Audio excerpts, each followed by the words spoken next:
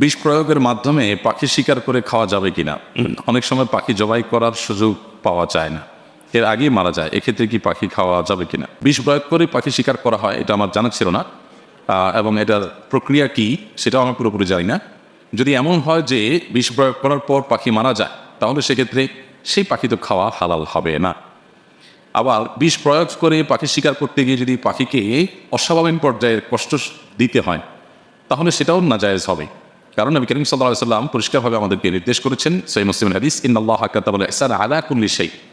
আল্লাহ তাআলা প্রত্যেকটা বস্তুর প্রতি আমাদেরকে অনুগ্রহ করবার নির্দেশ জারি করেছেন, ফরজ করে দিয়েছেন। এজন্য আমরা কোনো পশু যদি জবে করে খেতে হয়, সেক্ষেত্রেও পশুকে অপ্রয়োজনে কষ্ট দিতে আমাদেরকে পরিষ্কারভাবে নিষেধ করা হয়েছে। এজন্য নবী আলাইহিস সালাম বলেছেন, কোনো পশু জবে করলে, কোনো পশু পাখি হালাল পশু জবে করে খেতে হলে চাকু ছুরি ভালো করে ধার দিয়ে দিবে, যাতে করে অহেতুক পচিয়ে তাকে কষ্ট দিতে না হয়।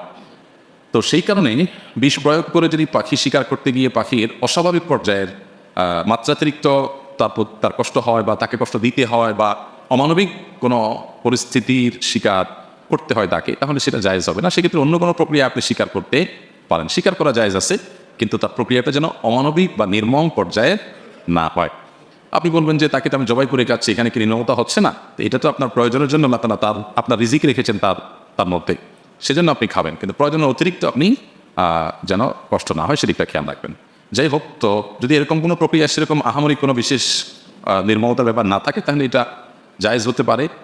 আবার এটা মানব স্বাস্থ্যের জন্য ক্ষতিকর কিনা, বিষাক্ত এই জিনিস খেয়ে সে প্রাণী আবার আমরা মানুষ খেলে আমাদের শরীরে কোনো ক্ষতি হবে কিনা, এগুলো আলোচনা সাপেক্ষ বিষয়। যদি কোনো ক্ষতির সেরকম বড় কোনো আশঙ্কা না থাকে, স্বীকার করা জায়েজ হবে, তবে মৃত্যুর আগে আগে জবাই করতে হবে। আর যদি বিষাক্ত খাবার খেয়ে পশু বা পাখি মারাই যায়, তাহলে তো সেটা আর জবাই করলেও কি হবে না, হালাল হবে না।